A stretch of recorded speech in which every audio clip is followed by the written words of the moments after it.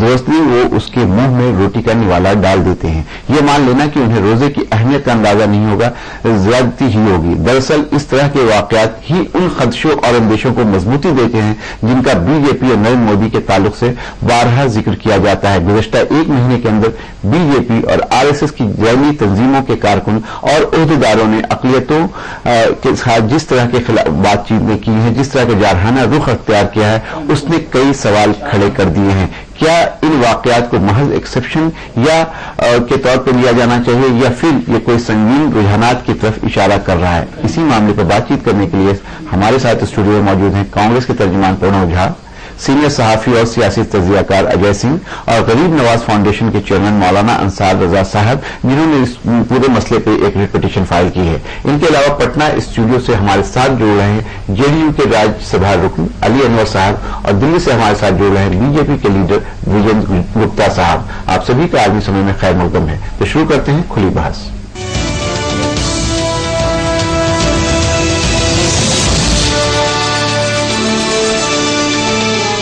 दिल्ली के महाराष्ट्र सदन में शिवसेना के कुछ अरकान पार्लियामेंट के जरिए एक मुस्लिम रोजेदार मुलाजिम को जबरन रोटी खिलाने के मामले में पार्लियामेंट के दोनों सदनों में जमकर हंगामा हुआ। कांग्रेस समेत तमाम ऑपोजिशन पार्टियों ने सरकार से सफाई मांगी और शिवसेना के अरकान के खिलाफ कार्रवाई की मांग भी की। हालांकि बाद में मीडिया और अपोजिशन के दबाव में शिवसेना के एमपी राजेंद्र विचारे ने अपनी हरकत पर इजहार अफसोस किया, लेकिन सवाल यह है कि आखिर उन्होंने किसी के मजहबी जज्बात को ठेस क्यों पहुंचाई। पेश है एक रिपोर्ट। देखा आपने इक़्तिदार के नशे में चूर शिवसेना लीडरों की हरकत। शिवसेना के एमपी राजन विचारे महाराष्ट्र सदन में एक रोजेदार मुस्लिम मुलाजिम के मुंह में किस तरह जबरन रोटी ठूस रहे हैं। दरअसल शिवसेना रुकने पार्लियामेंट को महाराष्ट्र सदन में मिल रहे खाने से शिकायत थी, लेकिन रेजिडेंट कमिश्नर से शिकायत करने के बजाय वो यहाँ के मुलाजिम पर ही बरस पड़े।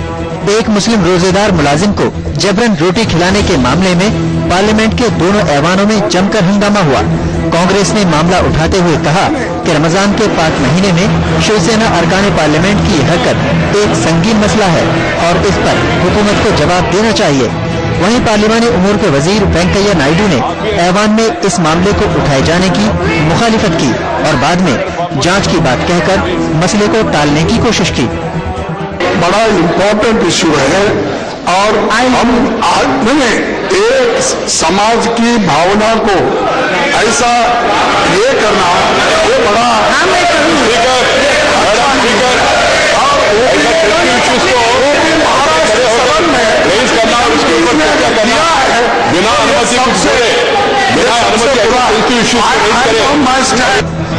वहीं राज्यसभा में भी रोजेदार मुस्लिम को जबरन रोटी खिलाने के मामले में अपोजिशन ने जमकर हंगामा किया और इसे मजहबी जज्बात को ठेस पहुंचाने वाला मामला बताया।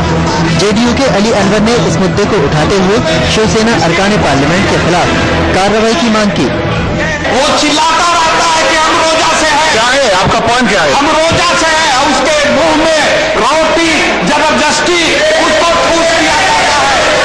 महोदय, ये हिंदुस्तान की सभ्यता और संस्कृति का अपमान है। हालांकि शिवसेना की हलीफ जमात बीजेपी के कुछ लीडरों ने शिवसेना अरकान पार्लियामेंट की इस हरकत को गलत बताया, लेकिन हुकूमत ने इस मामले में गैर संजीदगी का मुजाहरा किया। मोदी काबीना में वाहिद मुस्लिम वजीर नजमा हेप्तुल्ला जांच की बात कहकर मामले को रफा दफा करती नजर आई। आज पार्लियामेंट में बोल दिया, मालूमात करेंगे कि क्या हुआ। कोई गलती से धोखे से ये बात हो गई तो उसके आदमी को थोड़ा साहस रखना चाहिए। मुस्लिम मुलाजिम को जबरन रोटी खिलाने के मामले को शिवसेना ने पहले तो झूठ करार दिया, लेकिन जब कैमरे में कैद तस्वीरें सबके सामने आईं तो सफाई पेश करने लगे और इस पूरे मामले पर दुख जाहिर किया। दुख का क्या आक्षेप है? आप देखो अभी आपके माध्यम से मुझे मालूम पड़ा कि तो उसका समझो उसको अभी मेरे को मालूम पड़ा तो उसको समझो उसकी भावना देखी होगी तो उसके लिए महाराष्ट्र सदन मामले में हंगामा होने के बाद फिलहाल सदन की कैंटीन को बंद कर दिया गया है और आईआरसीटीसी ने कमेटी बनाकर जांच का हुक्म दे दिया है। लेकिन शिवसेना अरकान की यह हरकत न सिर्फ एक हिंदुस्तानी शहरी की मजहबी आजादी पर हमला है, बल्कि इससे पार्लियामेंट का वकार भी मजरूह होता है। आलमी समय के लिए दे रहे तो। नाज़रीन, आपने अभी एक रिपोर्ट देखी, बिल्कुल साफ है कि जिस तरह से अर्शद नाम के लड़के के साथ शिवसेना के एमपी विचारे ने जिस तरह का बर्ताव किया वो काबिल मजम्मत है। लेकिन सबसे बड़ा मसला यह है कि क्या विचारे ने ये जानबूझ के किया, और अगर ये किया तो सारी जगह बहस तो जरूर हो रही है कि विचारे साहब को इस तरह की चीज नहीं करनी चाहिए थी, एक रोजेदार के मुंह में रोटी नहीं डालनी चाहिए थी। लेकिन एक मुद्दा और है जिसके ऊपर शायद लोग बात नहीं कर रहे हैं उतना, कि क्या किसी भी मेंबर ऑफ पार्लियामेंट या किसी भी पब्लिक डोमेन में रहने वाले पब्लिक से जुड़े हुए लोगों को इस तरह का बर्ताव भी करना चाहिए। हम चलते हैं कांग्रेस के ये तर्जुमान है प्रणव झा, और उनसे जानने की कोशिश करते हैं कि ये इस पूरे मसले पे कांग्रेस क्या सोचती है। क्या ये सीधे तौर पे शिवसेना के एमपी ने जानबूझ के इस तरह की बात की या अनजाने में किया गया, और अगर किया गया तो इसके लिए क्या पूरे तौर पे माफी नहीं मांगनी चाहिए थी? प्रणव। फैसल साहब, सबसे पहले मैं आपका ध्यान ले चलूंगा एक वाक्य की तरफ कि पार्लियामेंट में 2-3 दिन पहले की बात है, जब ये वाकया हुआ तो एक एमपी ने कहा कि अल जजीरा पे एक खबर चल रहा है जी, जिसके मार्फत ये बताया जा रहा है कि हिंदुस्तान में रोजा रखने पर लगी पाबंदी जी, और ये इस बैकग्राउंड में चला जी। बैकग्राउंड क्या था कि शिवसेना के एमपी ने जबरदस्ती इस लड़के के डालने की कोशिश की। जहां तक बात है उनको मालूम था या नहीं था, मैं इस बात में जाना भी नहीं चाहूंगा, क्योंकि उसमें जाना भी अपनी तौहीन समझता हूं, इस कारण से कि अगले दिन जब उनके मुखपत्र सामना में जब इसकी सफाई आई जी जी, तो मैं उसका जिक्र भी नहीं करना चाहूंगा, तो मैं इससे दूर ही रहूंगा। कहने की बात यह है कि एक व्यक्ति जो लाखों लोगों की नुमाइंदगी करता है, एक मेंबर ऑफ पार्लियामेंट जो सीधे लोगों से चुनकर के आता है जी जी, उसके भूख का रौब तो देखिए कि वो इंसान तो क्या खुदा की तौहीन करने पर वो उसको कोई दिक्कत नहीं है। तो ये किस तरह की संस्कृति है, और मुझे आश्चर्य होता कि ये अगर कोई और कर रहा होता, क्योंकि वो शिवसेना से आते हैं तो मैं उनकी संस्कृति हर कोई हिंदू शिवसेना के लोगों के बारे में इस तरह की बातें आम हैं, हमेशा। लेकिन इसमें जो है जिस तरह से इसकी भर्त्सना होनी चाहिए, जिस तरह से इसकी निंदा होनी चाहिए, वो नहीं हुआ है। इसमें मुझे आश्चर्य है, इसमें मोदी जी आप हम लगातार देखें 2 महीने हो गए, उनकी चुप्पी जो है वो सारे लोगों के सामने है, और ये जैसे लग रहा है जैसे कि ना चाहते हुए आप देखें तो ये कहीं ना कहीं जैसे ये एक प्लेटफॉर्म बनाया जा रहा है। आप शुरुआत से देखेंगे, ये पुणे के वो जो एक लड़का था वो टेकी जिसकी हत्या हो जाती है, उसके बाद फिर अचानक बात चलती है आर्टिकल 370 की बात हो जाती है एक हफ्ते के बाद, उसके अगले हफ्ते बात होती है यूनिफॉर्म सिविल कोड की बात होने लगती है।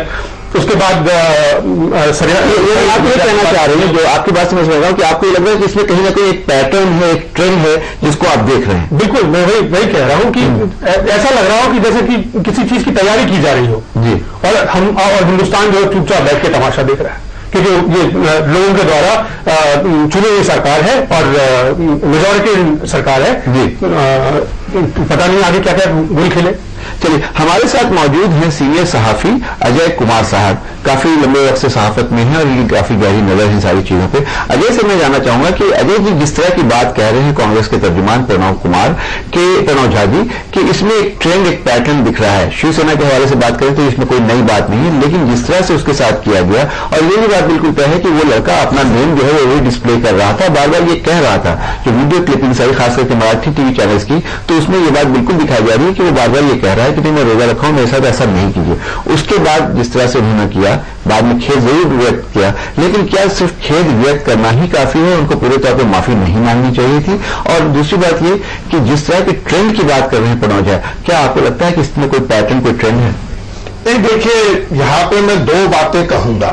एक तो मीडिया से भी मेरी यह गुजारिश है कि इस पूरे मसले को हम हिंदू और मुसलमान के चश्मे में बांट करके क्यों देख रहे हैं। ये सिंपल एक मसला है कि जो रूल कर रहा है और जो रूल्ड है उसकी ताकत के बदगुमानी शासक और शासित धब्बा है। ये भारत के मुंह पे तमाचा है कि जिनको हमने चुन के भेजा है वो हमें आके थप्पड़ मारते हैं। ये इत्तेफाक की बात है कि ये रोजे की बात थी, ये पाक रमजान का महीना है और वो विक्टिमाइज किया हुआ शख्स मुसलमान था। अगर क्या वो हिंदू होता तो ये थप्पड़ मारना जायज था उसको एक मेंबर ऑफ पार्लियामेंट के द्वारा? मैं ये सवाल पूछना चाहता हूं, उसमें माफ कीजिएगा कांग्रेस के साथी, आपने जिस मुस्लिम आतंकवाद के नाम पर थप्पड़ मारा है 10 साल, और जिन लोगों को अब आपने छोड़ा है, जिनके ऊपर आपने टैग लगा दिया कि आतंकवादी हैं, और आज वो वेजिटेबल बन के बाहर निकले हैं, इसका जवाब कौन देगा? मुझे समझ नहीं आई किस बारे में बात। मैं ये कह रहा हूं कि इसमें आप तमाम में नंगे हैं, एक तरफ रूल्ड है और एक तरफ हमको रूल करने वाले लोग हैं। मुझे आपत्ति आपकी आपत्ति जायज है, लेकिन आप आधार जवाब दीजिए। मैं देता हूं मैं बड़ा प्रश्न, तो आप मेंबर ऑफ पार्लियामेंट ने राइफल निकाल करके गुजरात के पोरबंदर पे धमकाने का काम किया। आपके मेंबर ऑफ पार्लियामेंट में से आप देखिए जो बात नहीं होना चाहिए। अभी हम लोग ये बात कर रहे हैं जो किया है विचारे में, जो शिवसेना के एमपी मैं इसी बात या मुसलमान आ रहा हूं, मैं आ रहा हूं। जो बात अजय कुमार कह रहे हैं, अजय जी मैं एक बात कर, जो बात अजय कुमार कह रहे हैं, जो एक बड़ी पिक्चर है जो पब्लिक रिप्रेजेंटेटिव है, उनके हवाले से बात करने की कोशिश कर रहे हैं कि बहुत सारे ऐसे एमपी और एमएलए हैं जो अपने पद का दुरुपयोग करते हैं। यहां तक ये बात है, सिर्फ ये बताने की कोशिश कर रहे हैं, मान सकता है नहीं कांग्रेस का मैं दो बार हो सकता, समाजवादी पार्टी का हो, कोई आरजेडी का हो, सारे लोग। मैं यही कह रहा, मुद्दा ये है कि क्या इस बिहेवियर को कड़े से कड़े शब्दों में इसकी निंदा होनी चाहिए। इसको हिंदू और मुसलमान के चश्मे से नहीं देखा जाना की बात कर रहे हैं, एक महीने बाद और बीजेपी के भी चश्मे से नहीं देखा जाना चाहिए। ये मसला रूल्ड और बीइंग रूल्ड का है। यार वो एक सरकारी कर्मचारी है और सरकारी कर्मचारी होने के नाते उसके ड्यूटी पर उस पर हमला किया गया है और अविलंब इस पर एफआईआर दर्ज होनी चाहिए और कार्रवाई होनी चाहिए। आपने अपनी बात कर ली। हमारे साथ बीजेपी के लीडर विजय गुप्ता जी बैठे हैं, बहुत देर से हमारे साथ जुड़े हैं। विजय गुप्ता से जानने की कोशिश करते हैं कि जिस तरह का काम किया है शिवसेना के एमपी विचारे ने, उसके बारे में उनकी क्या राय है। एक दूसरे ये कि इस तरह की एक्टिविटीज से क्या भारतीय जनता पार्टी अपने आप को डिसोसिएट करती है, और तीसरी बात, क्या वो इसकी भर्त्सना करते हैं। विजय गुप्ता जी देखिए, सबसे पहला विषय तो ये घटना बहुत दुर्भाग्यपूर्ण है। चलिए, आपने कहा दुर्भाग्यपूर्ण माना है इसको? जी, होम मिनिस्टर ने भी कहा ये बात। जी, होम मिनिस्टर ने भी कहा है, राजनाथ सिंह ने इसको दुर्भाग्यपूर्ण कहा। दूसरा, जाने अनजाने में जो भी हुआ जी, वो ऐसा नहीं होना चाहिए था। तीसरा, इसको हिंदू मुसलमान की वजह से देखना, मैं समझता हूं मुद्दे के साथ न्याय करना नहीं है।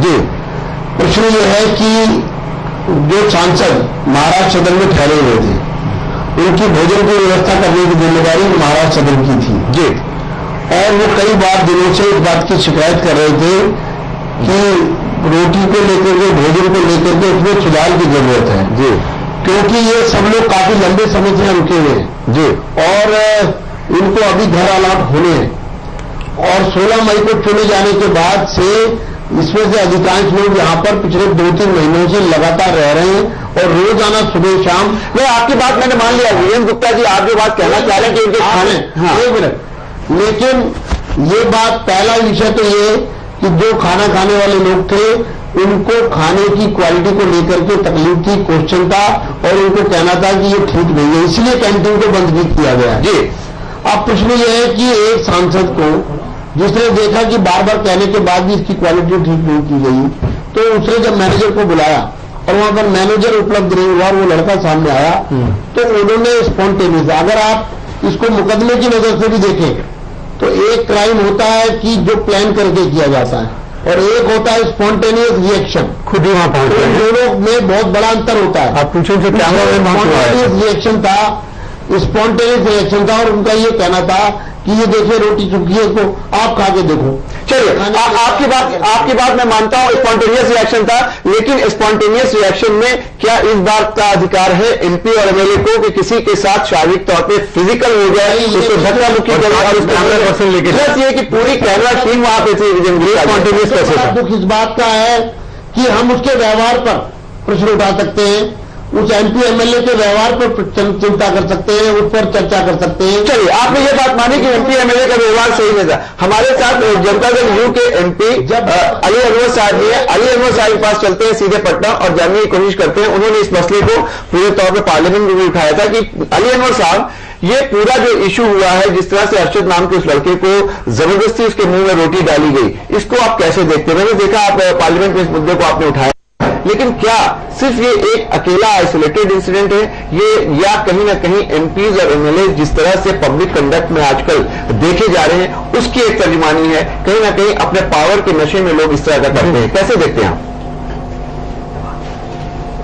देखिए, ये एक मेंबर पार्लियामेंट का अपने हाथ में कानून लेने का मामला है जी, गर्दी करने का ही सवाल नहीं है जी।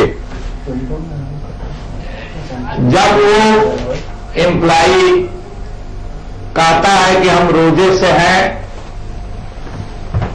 उसके बावजूद वो चीखता है, चिल्लाता है, उसके बावजूद उसके मुंह में रोटी ठूसी जाती है, तो ये बात साबित हो जाती है कि ये गुंडागर्दी के पीछे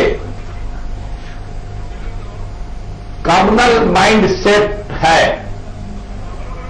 और उसका सबूत हर सामना में जो एडिटोरियल आया है जी जी जी ठाकरे साहब का जी, वो भी इस बात की पूर्ति करता है जी। ये अकेले घटना नहीं है। देखिए, शिवसेना जिस तरह का संगठन है उसमें क्षेत्रवाद, उसमें बिहार और उत्तर प्रदेश के लोगों को मारने की घटना ये लोग करते रहते हैं जी। इन लोग पूरा बाबरी मस्जिद जब टूटा तो वाजपेयी जी ने राष्ट्रीय शर्म कहा, लेकिन ये इनके तरफ से, शिवसेना की तरफ से कहा गया कि नहीं, शर्म नहीं है, राष्ट्रीय गौरव का विषय है। बिल्कुल, ये तो उनकी विचार है, इसीलिए ये माइंड सेट हम कह रहे हैं। इनका ट्रैक रिकॉर्ड देखिए, इनका आदर्श हिटलर है, महात्मा गांधी नहीं। प्राइम मिनिस्टर बनने के बाद, सुन लीजिए बात जी जी, बोलिए बनने के बाद जिस तरह के बयान आ रहे हैं, कोई बिहार से कहता है कि मुसलमानों को पाकिस्तान, जो मोदी का विरोध करेगा पाकिस्तान चला जाना चाहिए। कोई कहता है गोवा से कि हिंदू राष्ट्र बनना चाहिए। ये कितना भलगर बात अपने शिवसेना के मुखपत्र में इस अपने कुकर्म पर पर्दा डालने के लिए कितनी भलगैरिटी। आप अली अनवर साहब, आप ये कह रहे हैं कि जो बात हुई है महाराष्ट्र सदन में वो कोई अकेली घटना नहीं है। जिस तरह की चीजें हो रही हैं जब से सरकार आई है, चाहे वो हिंदू राष्ट्रवाद की बात हो या दूसरी चीज, एक पैटर्न और एक पूरी तरह से सोची समझी स्कीम के तहत ये किया जा रहा है, ये बताने की आप कोशिश कर रहे हैं। हमारे साथ मौजूद है एक शख्स जिन्होंने इस पूरे जी जी जी, आप कह लीजिए जल्दी जी। बात यह है कि महाराष्ट्र में चुनाव होने वाला है और बीजेपी और शिवसेना की हवा निकल गई। देखा आपने, तीनों सीट हार गए। तो इन लोगों को महंगाई के चलते इन लोगों का ग्राफ नीचे आया है। तो इस तरह की बयानबाजी तेज हो गई है ताकि कम्युनल पोलराइजेशन हो और जहां जहां चुनाव होने वाले हैं फिर हम लोग कम्युनल कार्ड खेल करके उन राज्यों में चुनाव जीत जाए। ये भी एक हमको इस बात पे विजय गुप्ता जी से एक क्विक कमेंट ले लेते हैं। विजय गुप्ता जी, अली अनवर साहब ये कह रहे हैं कि जो चीजें हुई हैं उसको महाराष्ट्र में होने वाले इलेक्शन से जोड़ के भी देखा जा रहा है। इनका ये मानना है अली अनवर साहब का कि आप लोगों की हवा निकल गई है। अभी उत्तराखंड में इलेक्शन हुए, बाई इलेक्शन, तीनों सीटें आप हारी, तीनों कांग्रेस जीत गई। तो कहीं ना कहीं इलेक्शन को भी सामने रख करके आप कहीं ना कहीं पोलराइज करने की कोशिश करते हैं। कैसे देखते हैं आप विजय गुप्ता? इसे मुद्दे को कौन बना रहा है? मुद्दा मौका आपने दिया है, आपको जानबूझ के जी। एक मिनट, बोलिए। ये अली अनवर जैसे लोग, मैं माफी चाहूंगा जी महोदय, आप अकलियत के दोस्त नहीं है, दुश्मन है जी।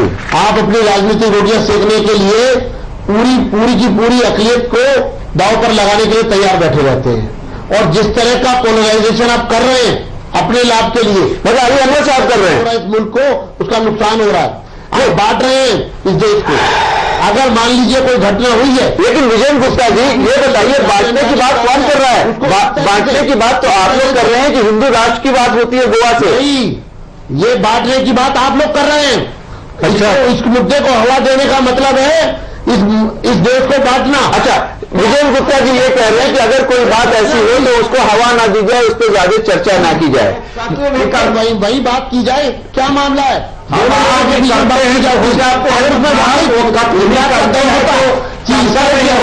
जान किसी रोजे से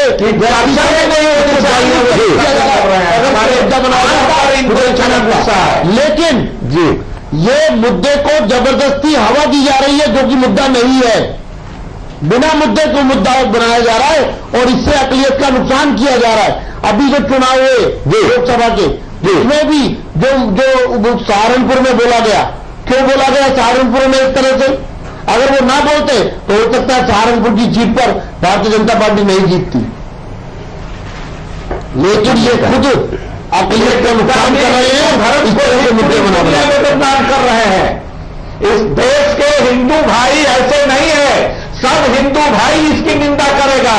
ये मामले में है कि राजनीतिक रोटियां सेकने में लगे हुए हैं और इसलिए इस देश के सीधे साधे मुसलमान का के साथ अन्याय कर रहे हो। चलिए, विजय गुप्ता का ये मानना है कि कोई बात ऐसी बड़ी नहीं है। विजय गुप्ता ये कह रहे हैं कि कोई ऐसी बहुत बड़ी बात नहीं है और इसको इग्नोर करना चाहिए। लेकिन दूसरी तरफ अली अनवर साहब ये कह रहे हैं कि ये लोग पूरे तौर पर मुल्क को बांटने की कोशिश कर रहे हैं। ये सारी चीजें, चाहे वो रोटी खिलाने की बात हो या गोवा से हिंदू राष्ट्र बनाने का ऐलान हो, ये सारा एक पैटर्न के तहत है। यहाँ वक्त हो गया ब्रेक का। ब्रेक के बाद वापस आएंगे तो हमारे साथ एक साहब यहाँ मौजूद हैं जिन्होंने इस मसले पे कोर्ट में एक पिटीशन फाइल की है, उनसे बातचीत करेंगे। लेते हैं ब्रेक।